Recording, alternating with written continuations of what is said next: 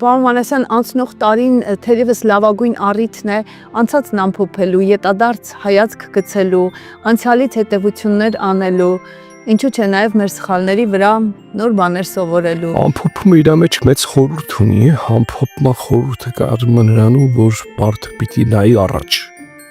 ոչ թե միշտ հետ նայելով արմատավորվի նախկին ամբողջի փորձառության մեջ, երբ որ ես տարին ամփոփում եմ, տեսնում եմ, որ շատ ձեռքբերումներ եմ ունեցել, բայց ամենամեծ ձեռքբերումը, եթե ամբողջացրած ես փորձեմ ասել, դա այն է, որ տարին իմ համար ուրեմն հիշարժան դարձավ նրանով, որ ես շատ ու շատ մարտահրավերների այլևս արդեն այլ մոտեցում էի ցուցաբերում։ Ոչ թե փորձում եմ մարտահրավերներին դիմակայել, ոչ թե փորձում եմ հաղթահարել, այլ փորձում եմ իրանց առաջացման էությունը հասկանալ, ներդաշնակվել այդ էության ուրեմն բուն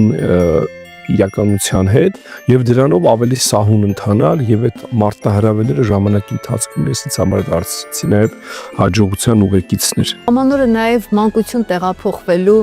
լավագույն առիթներից մեկն է թերևս։ Ես շատ պայծառ մանկություն եմ ունեցել, շատ հրաշալի։ Եթե Աստված ինձ ասեր հնարավորություն կա մեկ օրով կյանքիդ մի դրվագ կրկնվի, ես կասեի մեկ օրով տար մանկություն, որ ինձ ասում են մանկություն, ես հիշում եմ պայծառ օր, արևի լույս եւ մարտահրավեր եւ նոր գաղափարներ եւ նոր նախաձեռնություններ անելուց սովորաբար ես սկսում եմ պատկերացնելով ավարտը։ Ես չեմ կարող ավարտը չպատկերացնելու ոչ բան սկսեմ, ավարտը շատ լավ եմ տեսնում ու ավարտը տեսնում եմ այդ պոզիտիվի մեջ, դրա մանկությունը միշտ ներկա է իմ մեջ։ Մեր մանկության տարիներին մեծահասակներն էին ամեն ինչ անում այդ օրը իրապես հեքիաթային դարձնելու մեզ համար, այսօր այդ բարդ ու պատասխանատու, բայց նաև շատ սիրուն գործը մեզ է վերապահված, մեր բալիկների համար օրը հեքիաթային դարձնել։ Հիշում եմ ծնողներս միշտ ասում էին, որ ծնողների վերաբերմունքը ինչ որ կերպ փոխհատուցելու լավագույն տարբերակը բալիկներին քո երեխաներին փոխանցելն է այդ ամեն ինչը, որտեղ ծնողների բնականաբար մենք այդ ամենը չենք կարող փոխանցել։ Ես հիշում եմ նոր տարին մեր տանը ինչ երուզերով էր անցնում, մենք երեք եղբայր էինք, մայրս պատրաստություն էր տեսնում, պապաս առևտուրներ անում, նոր տարվա հիշողությունը, եթե նայենք այդ աժուտաժը 31-ի գիշերը սեղան բացելու process-ներ, դա մի ուրիշ բան էր, մենք բոլորը հավաքվում, մենք օգնում ենք տան, մենք բերում ենք դնում ենք, դա այն ժամանակներ ավելի տենց ընտանեկան էր, չէ՞։ Եվ այդ process-ը եւ տոնածառ բացելը,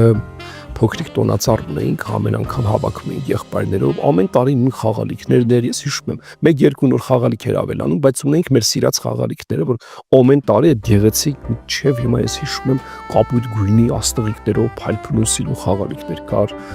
վերևը տենց սիրուն աստղ ենք դնում, այդ ամեն ինչը չի անցել իմ հիշողությունից,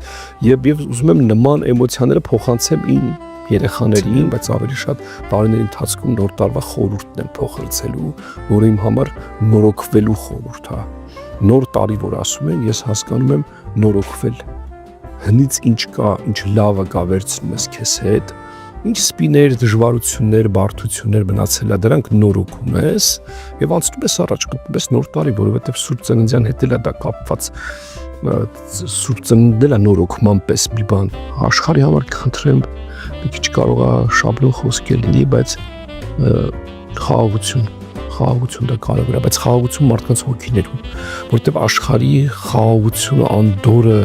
խախտվում է, եթե մարդկանց հոգիներում, մտքերում իրենց խաղաղությունն է խախտվում։ Մարդիկ որոշում կայացնողները, առաջնորդները,